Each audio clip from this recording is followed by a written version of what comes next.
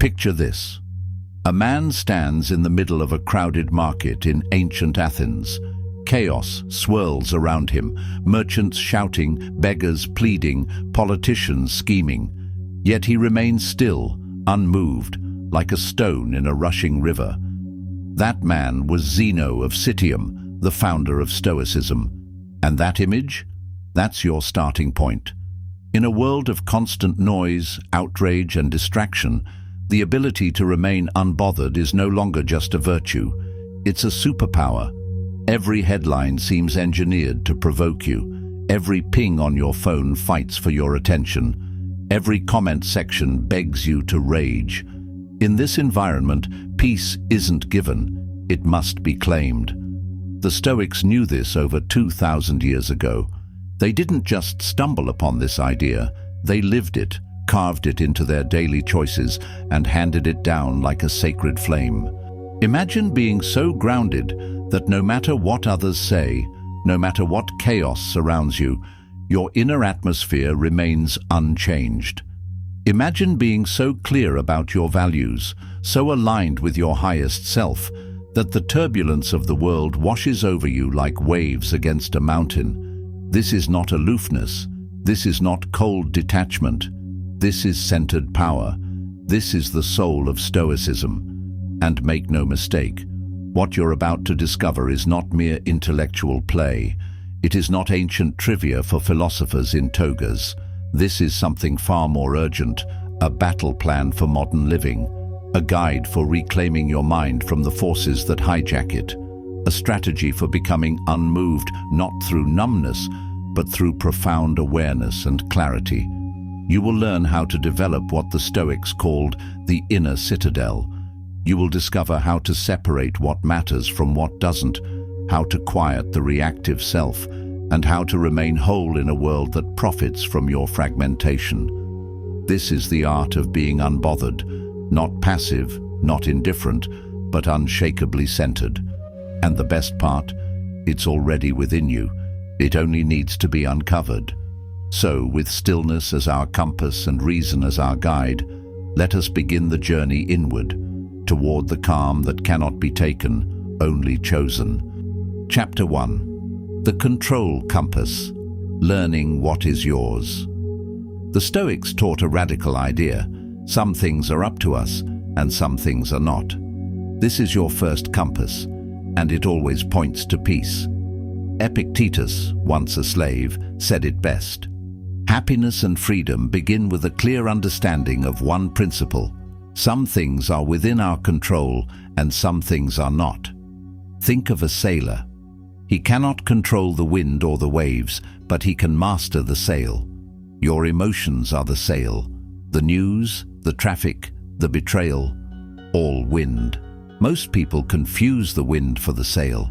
They exhaust themselves trying to control the uncontrollable, other people's opinions, the economy, the weather, or the past. They spend their energy reacting to the wind, shouting at storms, or trying to steer the tide. But in doing so, they abandon the only thing they were ever meant to command: their own response, their own character, their own direction. The Stoic, the one who remains unbothered in a sea of panic, does something radical. They stop, they breathe, and they ask the most liberating question in the universe: is this within my control? If it is, they engage it with calm, intention, and wisdom. They take ownership without anxiety, knowing that the work is theirs to do. And if it isn't within their control, if it belongs to fate, to fortune, to the ever-changing whims of the world, they release it. Not with bitterness, but like a breath you've been holding too long, like a burden you were never meant to carry, like a ship that was never meant to be anchored to someone else's dock. This surrender is not weakness. It is precision. It is clarity. It is the art of choosing your battles so skillfully that you win peace even before the war begins.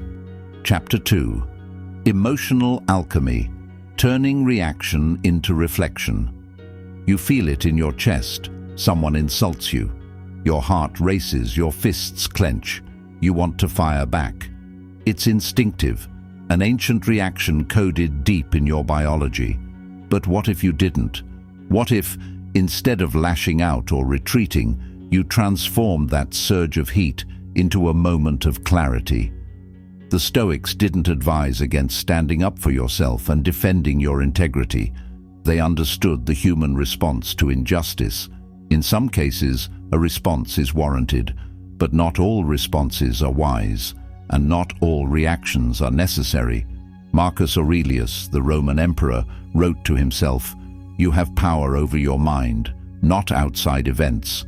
Realize this, and you will find strength." That strength he speaks of is not the brute strength of the warrior swinging a sword. It is the internal might of a soul that knows itself. It is emotional alchemy, the sacred ability to pause, to reflect, and to transform heat into light, chaos into clarity. That pause between stimulus and response, no matter how small, is where freedom lives. It is in that pause that identity is chosen, that peace is protected, and that our truest self quietly steps forward. Most people never learn to extend that gap. They become victims of their own immediacy, acting out old patterns like marionettes strung by history and habit. Every insult becomes a trigger, every disagreement a battlefield.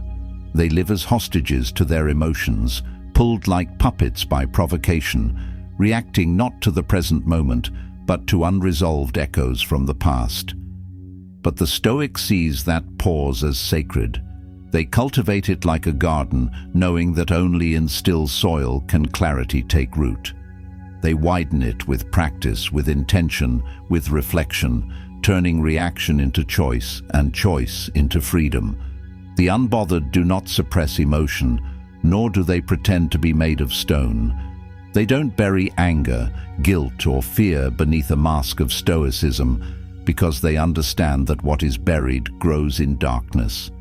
That would be acting, not living, performance, not presence. No, they process emotion.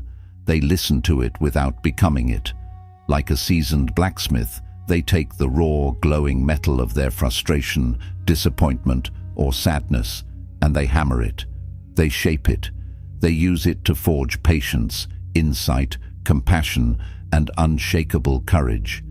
They allow the heat to temper their inner steel without melting their form, using the flame not to destroy, but to refine. And this, perhaps, is one of the greatest forms of art, emotional transmutation. The quiet, invisible discipline of turning raw human pain into strength, clarity, and perspective. To feel anger rise and not let it become a flame that scorches others, but a furnace that strengthens your resolve. To feel grief swell in your chest and not let it drown you, but allow it to carve deeper valleys of compassion and depth. To witness fear not as an enemy, but as a sacred guide pointing to the edge of your personal evolution, a threshold inviting you to grow. These are the skills of the Stoic, and they are not reserved for ancient sages or marble statues in forgotten temples. They are not the privilege of philosophers secluded from the challenges of daily life. They are not abstract concepts only accessible to the intellectually elite. No, they are living tools, breathing habits, muscles anyone can train with consistency and care. Whether you are sitting in traffic after a long day, navigating the silence after a painful conversation, or staring at a blank ceiling in the middle of the night wondering what comes next, the opportunity to transmute your emotion into clarity is always there. It is not some faraway goal. It is within reach in every ordinary moment. It doesn't matter where you begin. What matters is that you begin. It matters that you keep showing up even when it feels awkward, even when you fail, even when your reactions outpace your wisdom. What matters is your willingness to try again and again until you become the kind of person who meets difficulty with grace and pain with understanding. And that kind of transformation doesn't happen all at once. It happens in the smallest, quietest choices, the decision to take one breath before you speak, the decision to forgive rather than escalate, the decision to be kind when cruelty would be easier. Because in a world that tells you to react instantly, to clap back, to match energy with energy, the true power lies not in impulse, but in intention, in restraint, in the sacred pause where the wisest part of you has time to speak, in discernment, that rare and royal quality of choosing not what is easy, but what is right, in choosing the long road of wisdom over the short-term satisfaction of rage and righteousness. This is where real courage lives, not in the flash of reaction, but in the discipline of conscious response. It lies in knowing that just because something invites you to respond doesn't mean you have to RSVP. It lies in holding your own shape when the world demands you contort. It lies in honoring your values when no one is watching and no one is clapping. It lies in choosing response over reaction, truth over pride, stillness over noise. The Stoic remains unbothered not because nothing touches them, but because they've trained themselves, again and again, through both victories and failures, to transform whatever does into something higher, into something useful, into something that builds rather than breaks, that teaches rather than torments, that dignifies rather than destroys. This strength is not loud, it is not performative, it is quiet, deliberate, and deeply rooted. And that, in the end, is the true expression of strength, the kind that needs no audience, no applause, and no permission to shine. The kind that holds the line in silence, that endures without spectacle, that meets life's harshness with a softness forged in fire. It is the kind of strength the world forgets to honor, but which we must never forget to cultivate. Practice the pause and pen method. The next time you feel an intense emotion, do not speak, do not act. Instead, think of a single sentence. What would my highest self do right now? Then act from that place. Chapter 3. The Armor of Indifference. Redefining insults and praise. What if I told you that neither praise nor insult should move you? What if you could hear applause without needing it, and hear criticism without crumbling?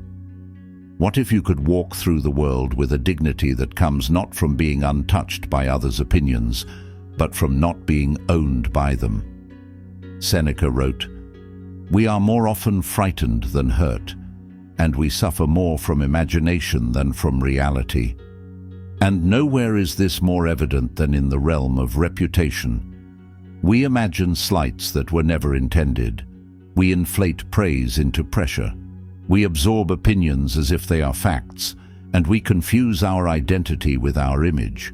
But the truth is this: people's thoughts about you are not truths. They are reflections of their own worldview, mood, and limitations. This includes what others say about us. The unbothered person understands that opinions are projections. They see them for what they are, expressions of the speaker, not measurements of their worth. Praise may inflate the ego, insults may bruise it, but neither should steer the ship, neither defines you. They are weather on the sea. What matters is how you sail.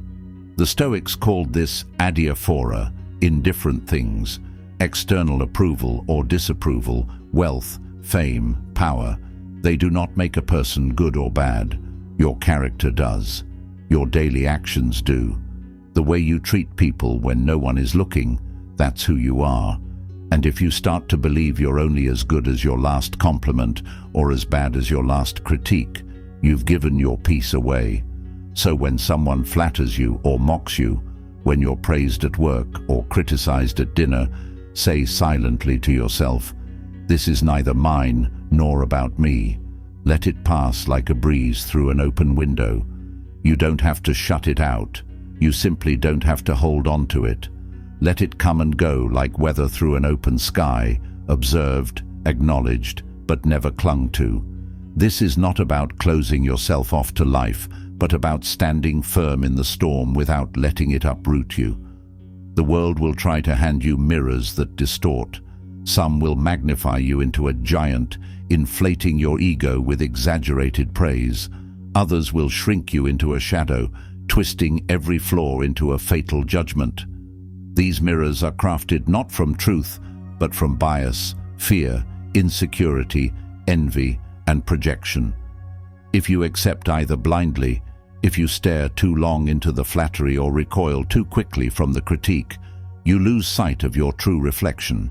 You become reactive, fragmented, and untethered from your own values. But when you learn to receive both applause and criticism as echoes, not definitions, as sounds that come and go but never define the shape of your soul, you reclaim your image from the world's distortion. To master this is to build the kind of clarity that cannot be shaken by trends, gossip, or misunderstanding. It means you know who you are when the room is silent and when the spotlight shines, when your name is whispered with envy or spoken with admiration.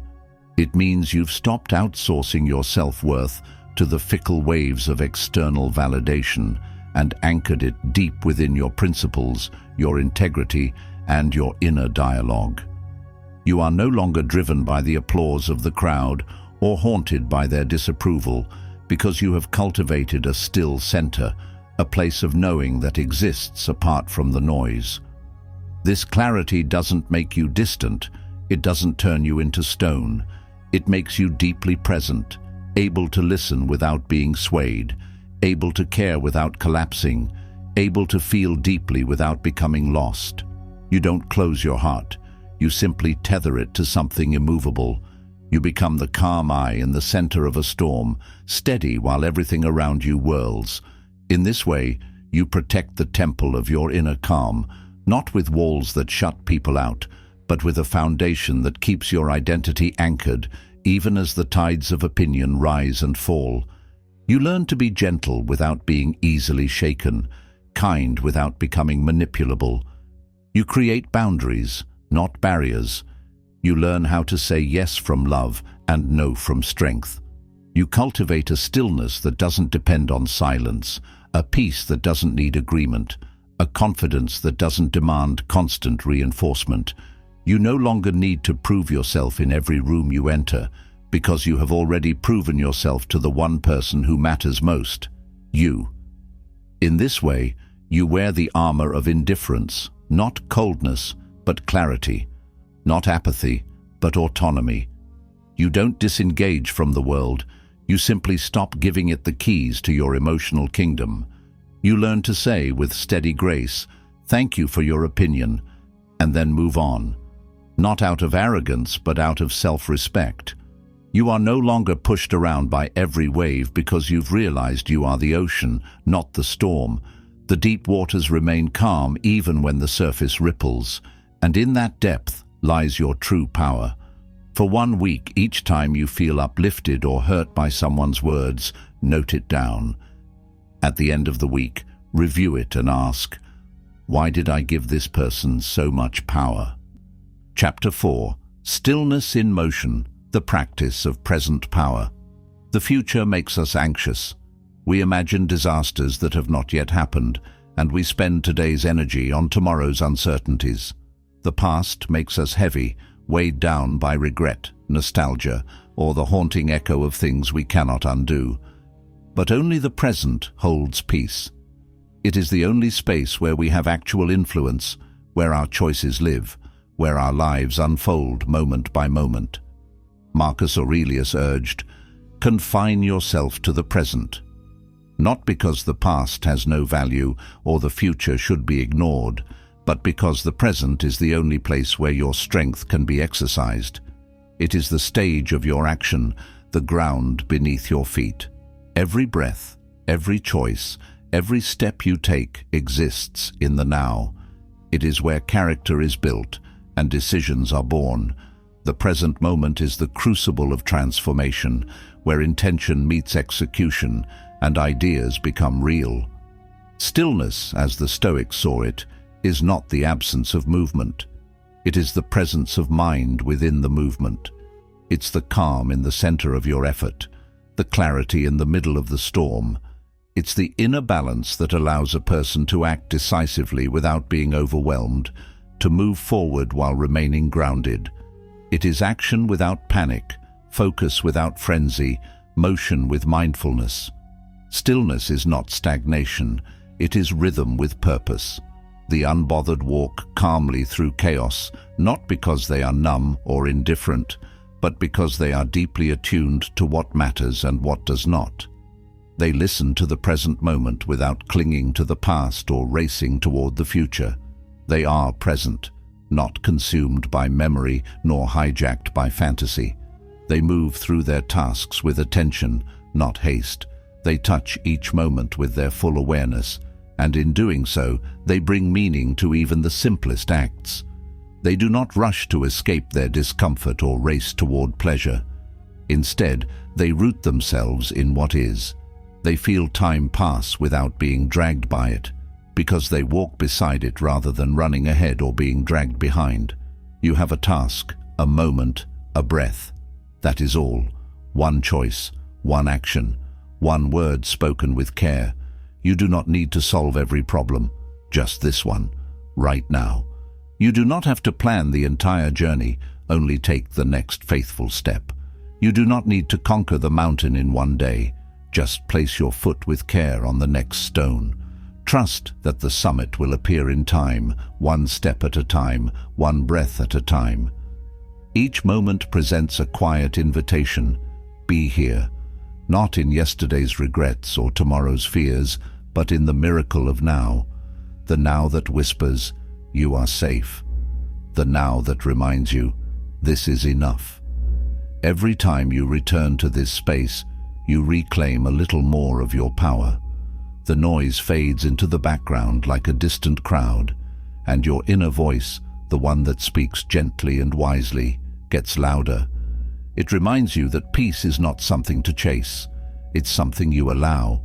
And clarity is not found by analyzing endlessly, but by paying full attention to what is before you. When you are fully in the now, time expands, the world slows down. You hear the silence between the seconds.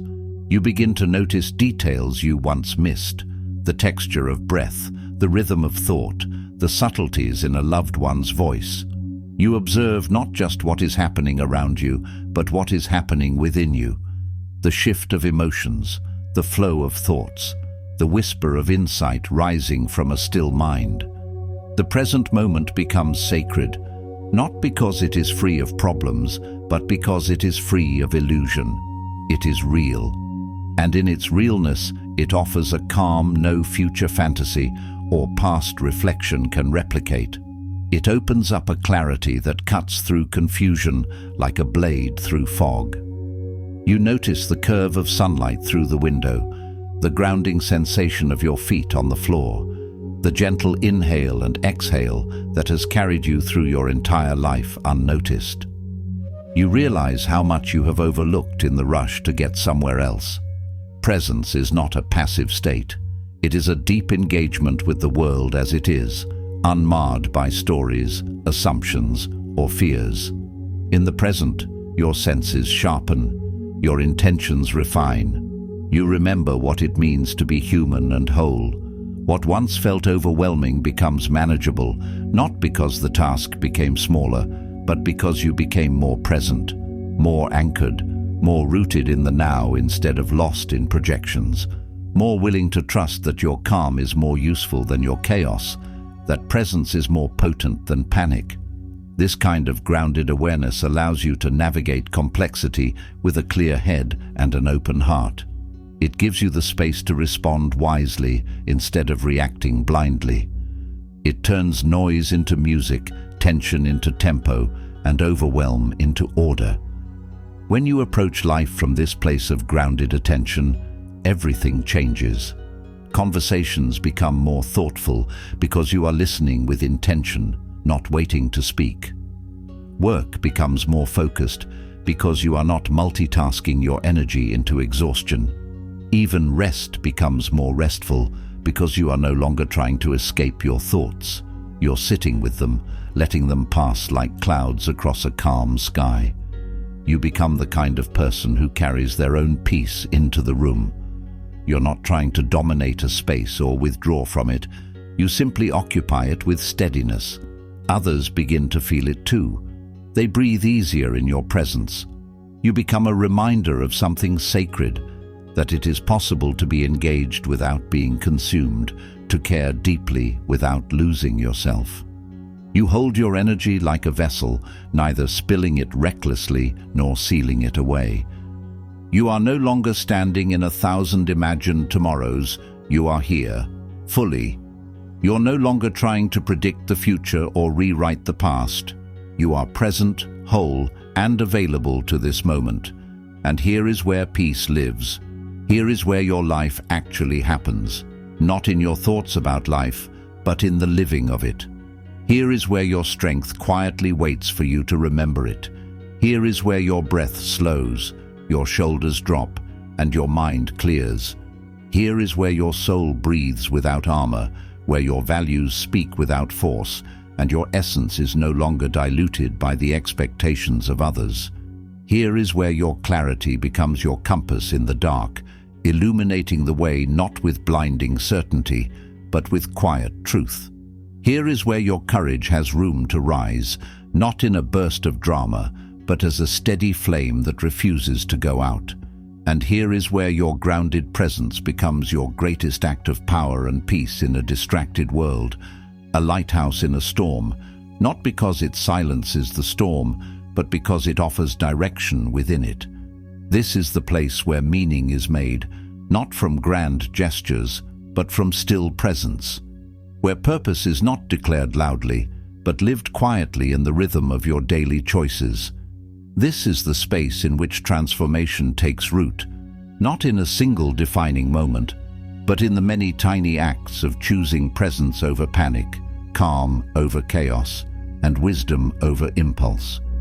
It's the birthplace of true resilience, the soil where the Stoic cultivates their deepest peace and sharpest insight. This is the moment where you choose who you are becoming, not with a shout, but with a whisper that echoes across everything you do. Not with pressure to be perfect, but with permission to be precise in your values, patient with your flaws, and persistent in your growth. You no longer need to chase the image of strength. You are embodying the real thing. And this, above all, is the practice that makes a Stoic unbothered, not distant from life, but entirely in it, awake, anchored, alive. Implement a presence bell. Set a timer to chime every hour. When it rings, pause, breathe. Ask yourself, am I here or am I somewhere else? The more often you return, the less you drift. Chapter 5. Voluntary discomfort, strengthening the inner shield. What makes people fragile? Comfort. What makes them unbothered? Exposure. The more we insulate ourselves from discomfort, the more vulnerable we become to it. Every convenience can dull our resilience. Every indulgence, while pleasurable, can erode our tolerance for inconvenience. Comfort, when it becomes a default rather than a deliberate choice, turns life into a fragile structure. One unexpected gust of hardship, and it can all come crashing down. The Stoics practiced voluntary discomfort not because they were ascetics, but because they understood the wisdom of preparedness. They used hardship as training, not for punishment, but for peace. Seneca would sleep on the floor, wear simple clothes, or eat plain food and ask, "Is this what I feared?" By deliberately embracing what others avoid, he discovered the true nature of those fears. They were paper tigers. His discomfort became his advantage. His suffering became selective and strengthening, not chaotic and crippling. When you taste hardship by choice, life loses its power to scare you. What once loomed as a threat becomes a test you've already taken and passed. Voluntary discomfort trains the soul in patience, humility, and resilience. You stretch your tolerance in the controlled fires of deliberate challenge, and in doing so, you learn how to carry heat without burning out. You build a quiet confidence that says, I have been here before, and I made it through. That confidence doesn't come from theory. It comes from lived experience, from stepping into discomfort with open eyes and walking through it without flinching. You no longer tremble at the first signs of adversity because your system has already practiced survival, clarity, and endurance. You don't merely hope you can make it, you know you can. This inner training strengthens more than just your endurance. It sharpens your mind. It strips away illusion and builds clarity. It trims the fat of luxury and soft expectation until all that remains is a lean, resilient mindset, a character shaped by practice rather than preference. You become less reactive to changes in circumstance, not because you stop feeling, but because you've learned how to feel without drowning. Less attached to the illusion of stability because you know life is fluid, unpredictable, and never promises permanence. You begin to understand that life is never stable and that true power comes not from securing the world, but from securing yourself. You no longer build your peace on shifting sands, but on a foundation you've fortified through discomfort. The temporary loss of comfort doesn't rattle you. It reveals you. It strips away the non-essential. It shows you what's true. The moments you once feared become familiar territory, and familiarity breeds calm. You've stepped into the cold on purpose, walked without luxury on purpose, sat with hunger or silence or inconvenience on purpose. You've chosen temporary discomfort, so you'd be ready when life offers it without asking. You stop avoiding discomfort and start interpreting it as opportunity, a threshold that you, unlike most, are willing to cross. Where others freeze, you breathe. Where others flee, you step forward. It's not bravado, it's not ego. It's readiness born from intentional exposure. The unbothered are not fearless by nature, they are fearless by training. They have rehearsed their reactions until peace is no longer an accident. It's a cultivated skill. They don't wait for peace, they prepare for it. They don't hope for calm, they earn it.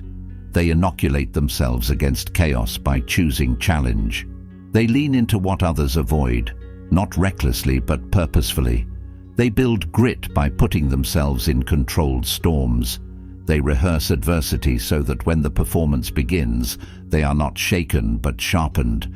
They develop habits of exposure, not to glorify pain, but to unmask its exaggeration. They learn that fear loses its fangs when faced. They learn to see pain not as something to dread, but as something to decode, as something to listen to. They learn that what looked like torment from afar is, up close, often manageable, often survivable, often useful. What we fear most is often just unfamiliarity dressed as danger. They become strong not in spite of discomfort, but because of it. They do not view hardship as something to merely endure. They see it as something to engage with, to learn from, to use. The pain they choose teaches them more than the comfort they inherited ever could. Comfort shelters you, discomfort shapes you. While comfort may build convenience, discomfort builds character. It's through the deliberate stretching of the soul that inner freedom is born. Not the kind of freedom that comes from escaping life's burdens, but the kind that grows from carrying them with grace. In facing what others hide from, they unearth a power that doesn't need constant validation. They find a deep, quiet authority within themselves that doesn't shout for recognition, but simply radiates steadiness. When life throws them into the fire, they do not panic. They adapt. They learn to breathe through the burn. They come to trust the fire not as a punishment, but as a purifier. Their strength is not reactive. It's proactive. It doesn't wait for crisis to strike. It prepares for it in advance. They learn that control is not avoiding difficulty, but meeting it head-on and discovering they are stronger than they thought. Stronger than their fears. Stronger than the voice that told them to run. Stronger than the false narratives that said they couldn't. They no longer flinch at the unknown because they have already stared it down. They know the terrain of their own limits and have tested its edges. Their strength is not the absence of fear, it's the relationship they've built with it. Fear becomes a familiar visitor, no longer a master. They know what they are made of because they've seen themselves tested and they did not collapse. They've walked through fire of their own choosing and come out not just alive, but transformed, wiser, softer where softness is needed, tougher where toughness is demanded. They do not chase invincibility. They cultivate inner sturdiness. Their courage isn't loud. It shows up in consistency, in composure, in quiet integrity. In this way, hardship becomes not a threat, but a forge, and they, like tempered steel, emerge sharper, steadier, and more whole. Every challenge becomes another layer of refinement.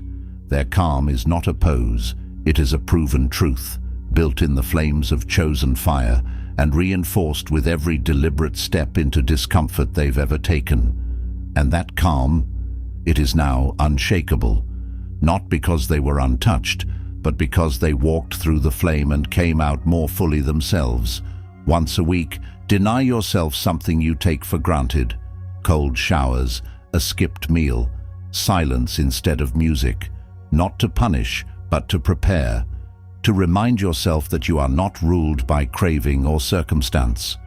Chapter 6. The Inner Citadel, Building Your Place of Peace. Epictetus spoke of the inner citadel, a stronghold inside you that nothing can breach. It is not made of stone or guarded by soldiers, but it is more secure than any fortress ever built. It is your inner world, forged by your beliefs, your values, your reason. It is the sacred ground within you that no insult can penetrate, no chaos can shake, and no loss can invade. The world will try, people will try, life will hurl its storms, some small, others tidal. Disappointment will come disguised as opportunity, and betrayal will sometimes wear a smile. Tragedy will arrive uninvited, settling in without warning, rearranging the furniture of your life. The opinions of others will rattle at your gates like wild winds in a tempest, each one demanding entry into your mind. There will be false praise, sharp judgment, loud chaos, and subtle manipulation. But if your peace is built within, not balanced on approval or perched upon the illusion of control, then you are free in the truest sense, not because you escape hardship, but because you are no longer held hostage by it. You walk through the fire without becoming it. You bend in the storm without breaking. The unbothered have built this citadel, brick by brick, thought by thought, day by day. They did not stumble into peace. They constructed it with sweat and stillness, with trial and error, with 1,000 quiet decisions no one saw. They shaped their sanctuary through self-inquiry, reflection, and relentless commitment to presence. They practiced calm when chaos was easier, when reaction was more seductive. They chose understanding over outrage, forgiveness over bitterness, and principle over popularity. They fortified their interior through habits that no one else could see: daily discipline, mindful detachment, deliberate pauses. They built routines that watered their wisdom. They installed rituals that nourished their stillness. They retreat to it not in fear, but in strength, not to run from the world, but to walk back into it, clearer, cleaner, and calm, not to escape the noise, but to remember the silence within. In that sacred interior, they hold conversations with their higher self. There, they reflect without judgment. There, they choose deliberately, not impulsively. There, they restore themselves when the world demands too much, when energy runs thin, when noise threatens clarity. There is no need to prove or persuade, only to return to clarity. They do not need to perform, to explain, or to prove. In that citadel, they simply are, and that is enough. It always has been. This citadel is your reason, your philosophy, your calm. It is your inner sanctuary where you are safe from external chaos because you have cultivated inner coherence. It is your refusal to be moved by every breeze, every opinion, every flicker of uncertainty. It is the soil in which your principles grow, even in drought, even in storms. It is your place of power, a sanctuary that no thief can enter and no storm can collapse. It is the space where you return to who you are when the world tries to convince you otherwise.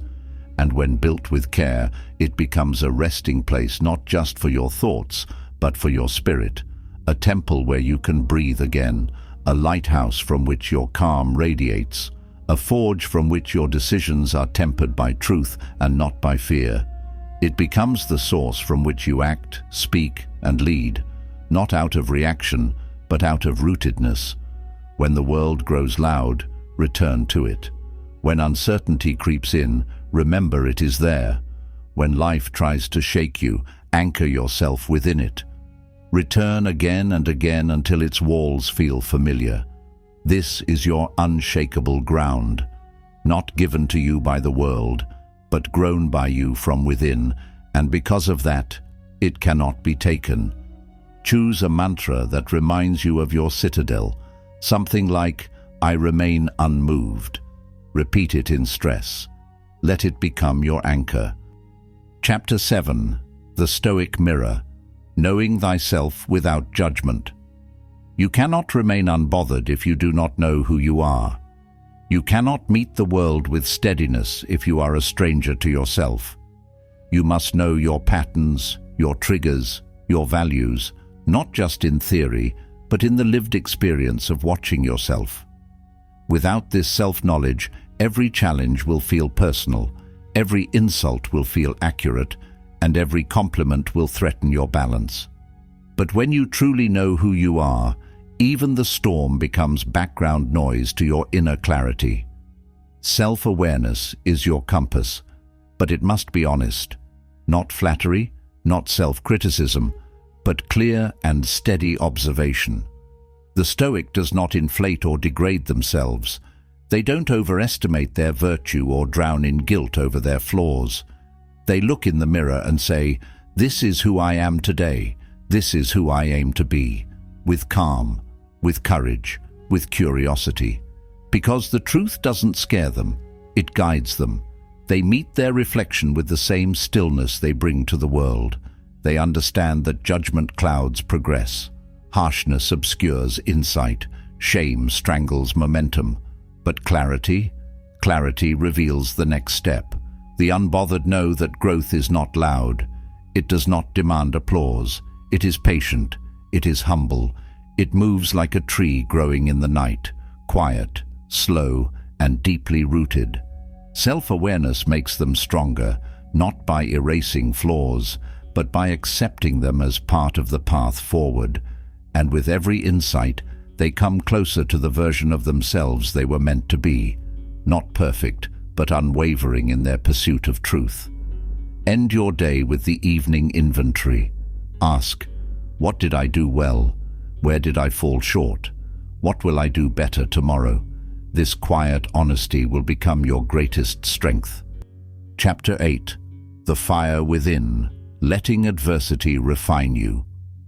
To remain unbothered is not to avoid hardship, it is to use it. Adversity is not your enemy, it is your furnace. It burns away what is not essential, revealing the strength beneath. The Stoic is not surprised by pain or resistance. They expect it. They welcome it as part of the path. Just as the sculptor welcomes the chisel, the Stoic welcomes the challenge, knowing it will shape them into something stronger, cleaner, more refined. The Stoics believed that everything is material for virtue. Rudeness can teach patience, if you let it. Delays can teach discipline, if you are willing to wait with intention. Heartbreak can teach endurance, if you let love break you open instead of harden you. The unbothered know that life isn't supposed to be easy. It's supposed to make you wise, and wisdom is rarely born in comfort. Every difficulty contains the seed of your next evolution. Every problem you didn't want becomes a mirror, a teacher, a threshold. This mindset is not about romanticizing suffering. It's about reclaiming your power within it. You stop asking, "Why is this happening to me?" and start asking, "What can I become because of this?" You no longer resist the flame. You become it, steady, focused, radiant, and impossible to extinguish. The next time something goes wrong, ask, "What is this here to teach me?" Then write it down. This reframing will become second nature, and your enemies will unknowingly make you stronger. Chapter 9. The Discipline of Daily Anchoring. To live like a Stoic is not to wait for peace to find you. It is to practice returning to it again and again until it becomes your baseline. Just like a musician must rehearse their scales, the Stoic rehearses stillness, and this rehearsal is daily, ordinary, often unseen. But it is this daily practice that turns philosophy into personality. Marcus Aurelius wrote, "At dawn, when you have trouble getting out of bed, tell yourself, 'I am rising to do the work of a human being.'" The unbothered are not casual about their mental state. They don't leave their mindset to chance. They architect it each morning with intention, as a builder lays the foundation of a house that must withstand storms. They begin their days not with the noise of other people's agendas, not with the digital clutter of emails or the emotional turbulence of the news, but with alignment, with silence, with the centering breath that tells their nervous system, "I am safe, I am sovereign, I choose the tone of this day," with questions like, "What matters today? What is noise I can release? What will I let go of? How will I carry myself when no one is watching? How can I return to my inner compass when I begin to drift?" This is not grand or glamorous. It is mundane, but it is holy. It is not a performance for social media or a box to check off a productivity list. It is a sacred conversation with the self.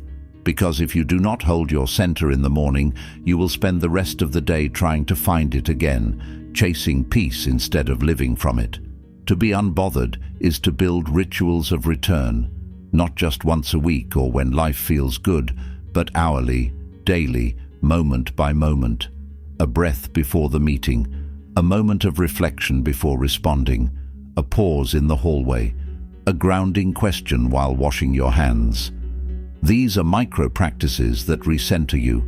They are not dramatic, but they are decisive. They are the anchor you throw down when the winds of life pick up, the gentle string you pull to return to the self beneath the noise. Discipline is not punishment. It is protection. It is the invisible scaffolding that keeps your intentions upright when pressure mounts. It is the structure that holds your values like pillars under the weight of uncertainty. When everything outside you changes, discipline is what allows your inner world to remain consistent. It is the shield between you and the chaos of the day. It is the rhythm that steadies your nervous system when life moves too fast. It is the ritual that grounds you when emotions swirl like a storm. Discipline keeps you whole when life tries to tear you apart, not because you're immune to pain, but because you've rehearsed your resilience. It is the kind of repetition that doesn't enslave, but liberates. Like a musician returning to scales or an athlete to drills, the disciplined Stoic returns to the simple acts that sharpen the spirit. And like the Stoics, you must treat your daily practice as sacred, not because you expect perfection, but because you're committed to remembering who you are, even when the world forgets. You are committed to anchoring in the truth before the lies of the world arrive. You are committed to meeting the day already standing in your strength, because the world will try to distract, provoke, and entice you. It will test your boundaries, tug at your emotions, and tempt you to forget your purpose. But if you've rooted yourself in truth each morning, you'll carry that truth with you wherever you go. It will travel with you like armor beneath your clothes, quiet, protective, and unwavering. Discipline isn't something you do just to stay on track. It's something you build so that no matter what track life puts you on, you know how to walk it with grace and power. Create a 3-step morning routine that begins with stillness. It can be 10 minutes of meditation, journaling 3 values, or reciting a mantra. Make it non-negotiable. Make it yours. Chapter 10. Becoming the calm in the room. The final layer of being unbothered is not just about your peace, it's about becoming a source of it. It's about becoming a calming presence in a world that thrives on speed, noise, and emotional volatility. A Stoic presence changes the atmosphere. It calms conflict without saying a word. It invites clarity simply by being clear. It holds space without demanding attention. In a world filled with reactivity, this presence is not only rare, it's magnetic. It's powerful not because it pushes, but because it grounds. It draws others inward instead of overwhelming outward. Think of the last time you were around someone deeply grounded, someone who didn't flinch under pressure, someone who, when others grew loud, only became more composed. They didn't need to raise their voice to be heard because their energy already spoke for them. They didn't rush to speak to prove their worth because they were already rooted in it. Their confidence was quiet, but it was undeniable. Their attention, total and rare. Their energy, settled like a tree that has withstood many storms. That is the power of someone who has built their life on inner foundations that are deeper than public perception. The Stoics knew that composure was contagious. Like fire catches fire, calm invites calm. When one person in a room remains centered, it gives others permission to slow down, to listen, to breathe. Their stillness acts as a silent leader, a gravitational pull toward peace. The unbothered do not impose calm, they embody it. They radiate something deeper than silence, certainty without arrogance, assurance without aggression. They don't attempt to change others, they master themselves, and in doing so, they become a mirror for what is possible. Their steadiness says to others, "You don't need to spiral." Their breath becomes an unspoken rhythm that others unconsciously begin to follow. They model regulation without instruction, and in their presence, others feel the nervous system settle. This is not about control, it's about integrity. It's not about dominance, it's about depth. It's not about detachment, it's about discernment, knowing what is yours to carry and what must be let go. It's about understanding when to act and when to witness, when to speak and when to remain silent, when to intervene and when to allow life to teach its own lessons. The Stoic brings this discernment into every room, every interaction, every conflict. They are aware of their emotional footprint and choose to be intentional with their energy. Their strength lies not in overpowering others, but in refusing to be overpowered by emotion.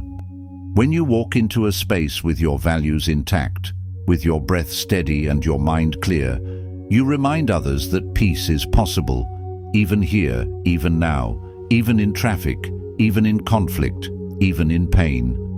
You bring into the room a quality of presence that is both anchoring and contagious. Your stillness gives others permission to find their own. You don't just show up, you arrive, grounded and aware. Your energy becomes the still point in a spinning world. You become a reference point for presence, and in doing so, you serve the world without needing to fix it. You don't project calm, you generate it. You don't lecture peace, you live it. You offer something increasingly rare, a person who does not react to every stimulus, who is not driven by urgency, who chooses response over reactivity. So let others argue, let others chase, let others perform. Let the world swirl in its loops of noise and urgency and drama. Your job is to remain, not out of arrogance, but out of awareness. Not because you think you're better, but because you've trained yourself to be more grounded.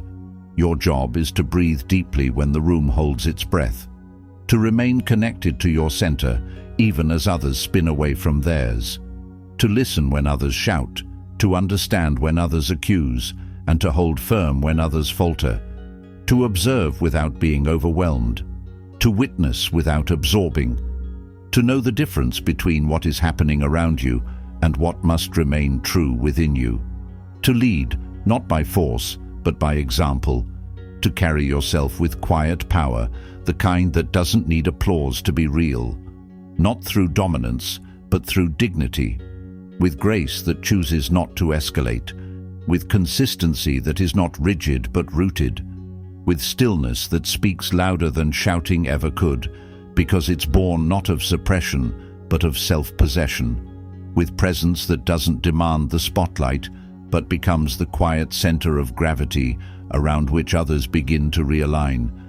This is how you remain always unbothered, not by escaping life, but by elevating within it, by choosing to be the still point in a turning world, by knowing when to step forward and when to sit back, by becoming the person who brings the temperature down without ever saying a word, a person whose presence changes the room, not because they intend to, but because they cannot help but reflect the steadiness they've built.